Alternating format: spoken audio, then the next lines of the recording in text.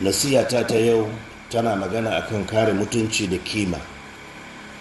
Annabi Muhammadu Rasulullahi sallallahu alaihi wasallam yake gaya masahabbansa, ko da ba za ku bar ma 'ya'yanku inda za su tsuguna ba, to kar ku bar musu gadon abun magana. Abinda annabi yake nufi a nan shine kar ka yi rayuwar da in an kira sunanka yaranka su ji mummunan labari a kanka.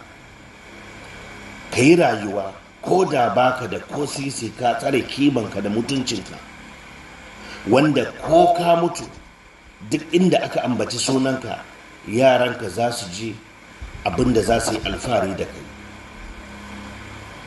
Allah subhanahu wa ta'ala yake cewa man yaftahi Allahu lin-nasi min rahmati fala mumsika laha. Idan muka sake wa bayi arzikinsu, Allah ya ce babu wanda ya isa ya tare. In mun kame ba wanda ya sai sake. Sannan Allah ya ce wa ma min dabbatin fil ardi illa ala Allahi rizquha.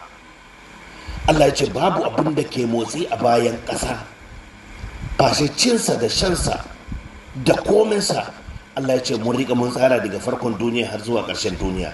Babu abin da zai ƙaru, babu abin da zai rage.